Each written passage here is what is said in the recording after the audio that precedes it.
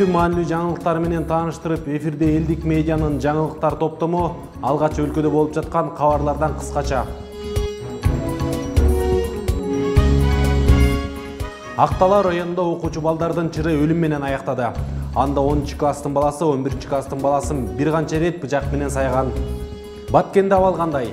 Кыргызстан менен Тажикстандын кыргыз-тажик чек арасындагы кырдаалдын кесепеттерин иликтөө боюнча биргелешкен териштирүү тобунун иши улантылат. Из интересов обоих государств, как Кыргызстана, так и Таджикистана. Адамды акыркы сапарга узатууда ысырапкарчылык болбош керек. Мындай демилгени Каракулжа районунун жашоочулары колдойт.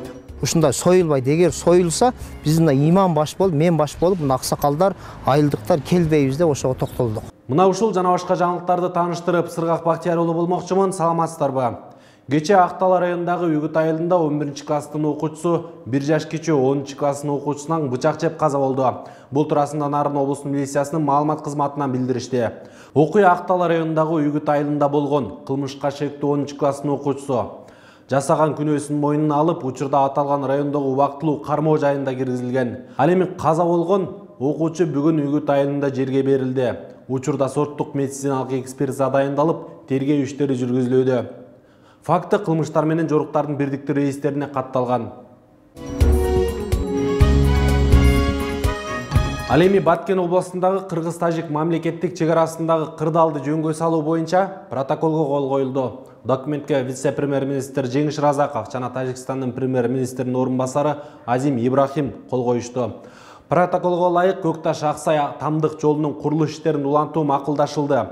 Чектеш аймактагы транспорттук каттам мурдагы режимде толук калыбында келтирилет. Вице-премьер-министр Жеңиш Разаков өзгөчө белгилегендей, протоколго кол коюуда эки өлкөнүн өз ара кызыкчылыктары эске алынды. В принципе, наши переговоры проходили в конструктивной обстановке, в обстановке взаимного понимания ситуации, в обстановке того, что надо для наших граждан здесь, для граждан Варуха и граждан Аксая создать максимальные условия для их совместного проживания, чтобы не было конфликтов, не было других каких-то инцидентов. В первую очередь мы исходили из интересов обоих государств, как Кыргызстана, так и Таджикистана.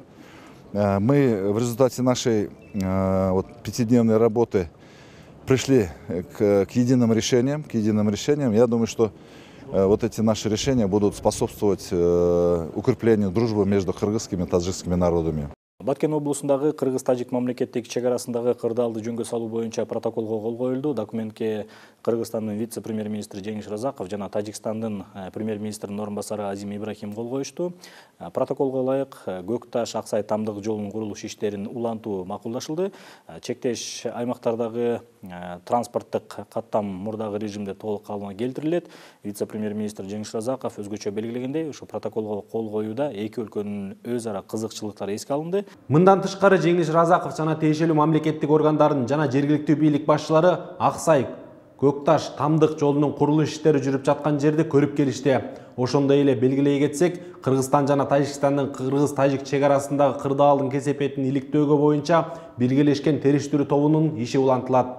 Теманы улай кыргыз-тажик чек арасына байланыштуу туура эмес кол коюлган документтерден улам бүгүнкү күндө кесепети карапайым калкка тийип жатат. Буга чейин дал ушул чыр жараткан аймакка тиешеси бар Током Мамытовго кайрылганыбызда чек ара маселесинин башы 2006 жылдарга барып такаларын айтат. Кийин Мамытов Коопсуздук кеңешинин катчысы болуп турганда 2008 жылы өз жерибизди эмне үчүн коңшу мамлекеттен ижарага алышыбыз керек деген негизде кол коюудан баш тарткан. Анын айтымында 2009 жылы Адахан Мадумаров жерди ижарага алууга макулдугун берип койгон. Током Мамытов Мадумаровду аскер адамы болбогондон кийин алданып калгандыгын айтат. Ошол кездеги өкмөттүн туура эмес берген маалыматынан улам Адахан Мадумаров катачылык кетирип кол коюп берип койгон. Током Мамытовдун сөзүнө караганда, Мадумаровдун туура эмес чечим кабыл алышына ошол кездеги кыргыз атка минерлери күнөөлүү. 2008-2009 жылга келерден мурун 2006 жыл кызыр кагаз бар документ. Биздин макулдар кол коюп салган. 2006 жылы коюп салдыр. Ошондо бир октябрда, декабрда жана Курбанбай Стандаров деген сенин байкең болуп жүргөн, ошол кол коюп салган деп жаман документке. Ошондон баары башталып атат. Ал 2007, ал 2008, 2009 ошонун уландысы. Ошон үчүн мен кол койгон эмесмин. Аны просто ошол кезекте жанагы кимдер, Курманбай Искандаровдор алдап койду да. Курманбай Искандаровдор алдап койду Мадумаровду. А тиги военный эмес, ал Мадумаров военный болбогондон кийин кол коюп алды. А фактически эгер ал биздей чегараны билген военный болсо, анда Курманбай Искандаров алдай албайт эле да. Бул жерде ошол кезекте өкмөттү дагы, Мадумаровду дагы алдаган биздин кыргыз чиновниктер болгон. Алдап ошентип кол койдуруп салган. Кезекте аймактардан келген жаңылыктарга беребиз. Аба ырайынын шартына байланыштуу Талас облусунун Манас районунда айдап себүү иштери салыштырмалуу эрте башталат. Бүгүнкү күндө райондун айыл аймактарында айдап себүү иштери кызуу жүрүп жатат. Ал эми Манас районунун дыйкандары быйыл көбүнчө калемпир, пияз жана көп жылдык чөп эгүү максат кылышкан. Бул туурасында кабарчыбыздын кийинки материалы. Башка райондорго салыштырмалуу Манас районуна жаз 20 күндөй эрте келет. Андыктан аталган райондун Покровка айыл аймагынын дыйкандары бүгүнкү күндө айдап себүү иштери менен алек болууда. Заир Алтмышбаев 2 гектар жерге көп жылдык чөп себүүнүн аракетинде. Анын айтымында былтыр бул аймакка төө бурчак эгилген. Бирок баасы төмөн болуп, чыгымы акталбай калгандыктан быйыл беденин үрөөнүн себеп чөп кылууну чечкен. Анын үстүнө көп жылдык чөп 3-4 жылдын аралыгында топурактын асылдуулугундагы арттырат дейт дыйкан. Наркы жылдары фасол тигишкен экен бул жерге. Фасолду билесиздер, фасол анча баа болбой жатат дейт. Анын ордуна бизде себеп обороттоп коет. Биз айыл өкмөттөн ауыш-кууш кылып бул жерге 2 гектар беден тигип атабыз да. Эрте тигип аткан себебибиз бедени. Биз 1 апрелге чейин тикпесек, бул жердин шарты ушундай Манас району. Күн тезирээк ысыйт да, Таласка, мына Кирупка караганда bir 10 күн айырмасы бар. Ошон үчүн биз эртерээк аракет кылып, ушу 2 гектар беден тиккенге аракет кылып жатабыз да. Эми буюрса мына 21-леринен кийин жаган жайында биз Кудай буюрса бул да аптан бизге чоң жардам болот да.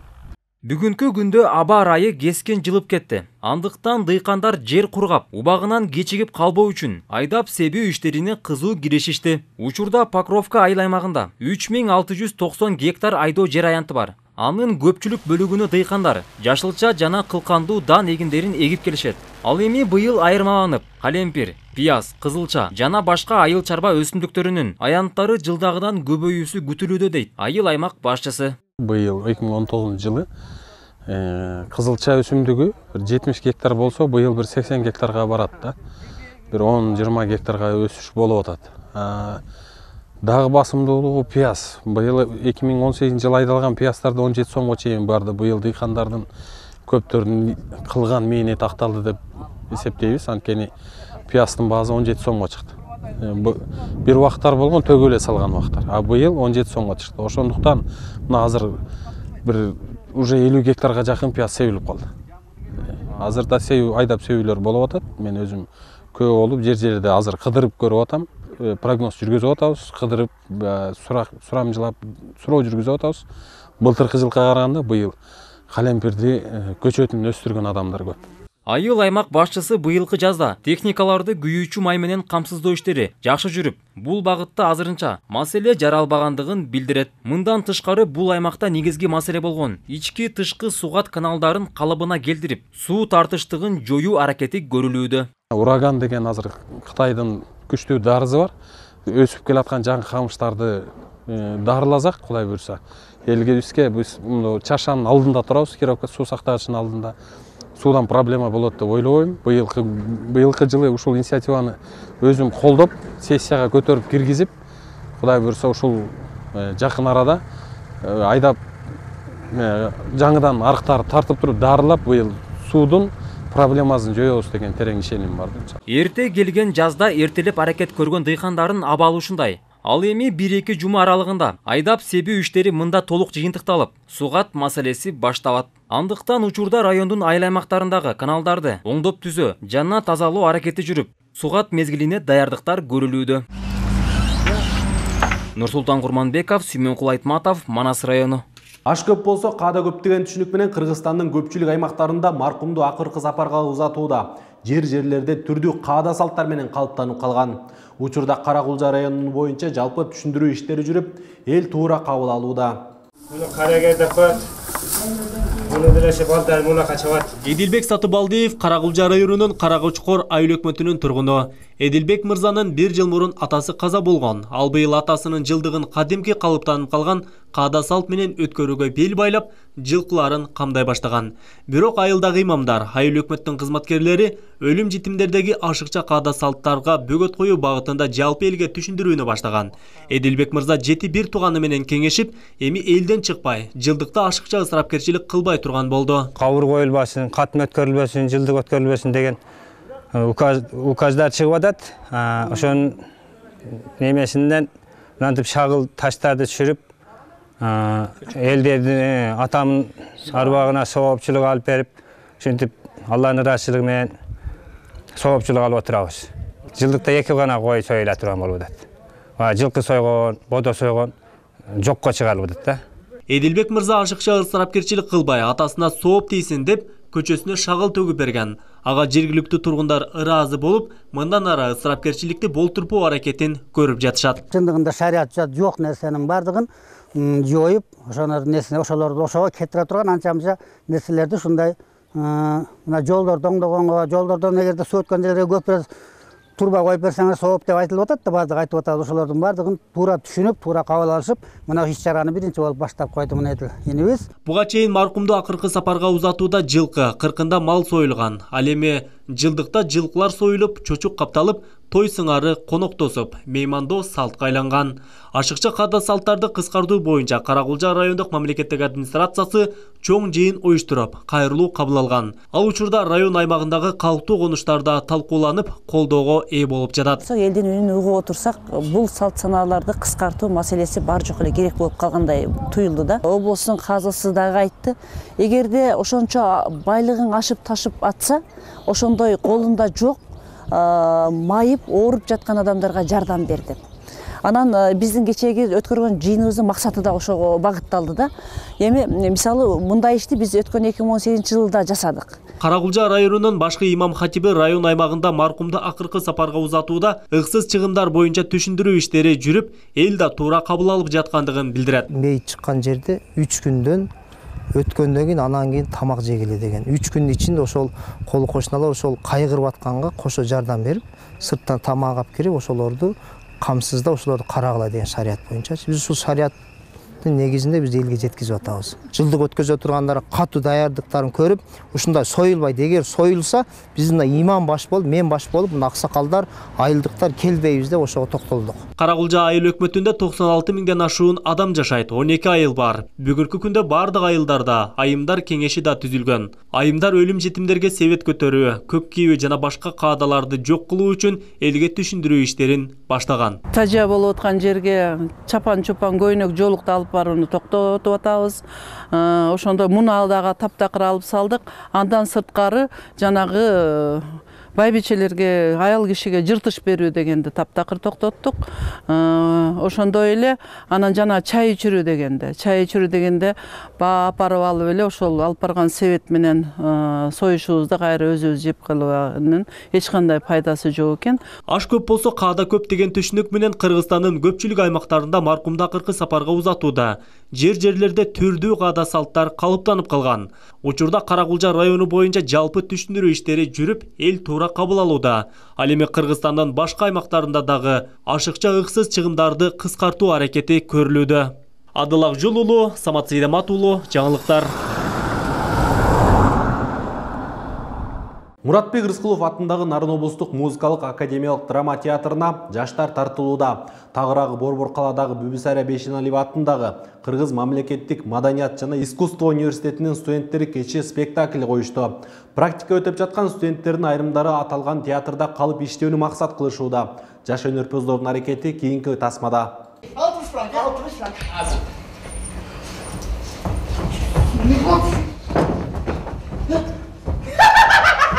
Окуу жайдын акыркы курсу чоң жолго кадам таштап жаткан учур. Али жашоонун ысык суугуна тоңуп, анын ар бир кыйынчылыктарын көрүшө элек жаштар тобу.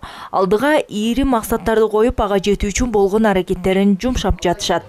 Алардын катарында Алтынай Асаналиева дагы бар. Окуучулук чагынан актрисалык өнөрдү аркалоону эңсеп, учурда Бүбүсара Бейшеналиева атындагы Кыргыз мамлекеттик маданият жана искусство университетинин бүтүрүүчүсү. Эми өзү каалаган кесипти аркалап, маданият тармагында чоң ийгиликтерди багындырсам деген тилекте. Жанна Нуйдун чыгармасы Балворов, аякта главный роль Леди Хефтин ролундамын. Бүгүнкү чыгышым аябай жакшы болду. Меники бул биринчи чыгышым чоң сахнага. Ошондуктан аябай толкунданып жатам. Көп негизи көптөгөн ролдорду ойногум келет. Кыргызстандын Мен деген театрында иштегим келет. Алтынай бул жолу француз драматургу Жануйдун Уруулар кечеси чыгармасындагы Леди Хефтин ролун аткарды. Бул образды туура жана жеткиликтүү аткаруу үчүн болгон күч аракетин жумшаган. Ал эми ушул эле спектаклдеги Илимпоздун ролун аткарган Бекназар актерлук чеберчиликке адашып келген. Алгаш цирк өнөрпозу болууну ойлонуп, бирок окуунун жыйынтыгы менен актерлук өнөрдү тандап алган. Лорд Эдгар деген каарман болом. Бул деген кичине Илимпоз, анан кичине кызтеке. Аябай эле бүгүн биринчи жолу чоң сахнага чыгып атабыз. Аябай сүрдөндүм. Аябай башкача сезим болду. Мен циркке келгем бул жака, Бишкекке. Анан кимдир бирөөлөрүнүн сунушу боюнча бул окууга тапшырып көргөм да. Анан негизи мен түнт болчумун. Анан бул жака тапшыргандан кийин ачылдым. Азыр 4-курсмун. Акыркы 5 жыл аралыгында маданият жана искусствого кызыккан жаштардын саны өсүүдө дешет адистер.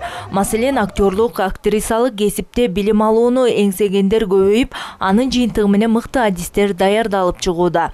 Ал сагат алган Бүбүсара Бейшеналиева атындагы Кыргыз мамлекеттик маданият жана искусство университетинде жыл өткөн сайын тапшыруучулар көп.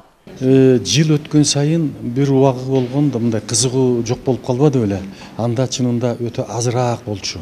Кийин жыл өткөн сайын азыр бизге келип тапшырган абитуриенттердин дагы саны көбөйүп атат. Баары кызыгып келишет. Кичине ойгону башташты. Мындай айтканда, баягы эгемендүүлүктү алгандан кийин биз каяка барабыз, эмне кылабыз, жоготуп койбодук беле. Анан маданият тармагындагы көңүл бөлүнбөй калып, көңүлдүн сыртында калып калбады беле. Ошон үчүн эми азыр көңүл бөлүнгөн сайын кызыгуулар. Ошого жараша аймактык театрларга барып иштөөнү эңсеген жаштар дагы жок эмес. Аталган окуу жайдын студенттери Муратбек Рыскулов атындагы Нарын облустук музыкалык академиялык драма театрына практика өтөө үчүн келишкен.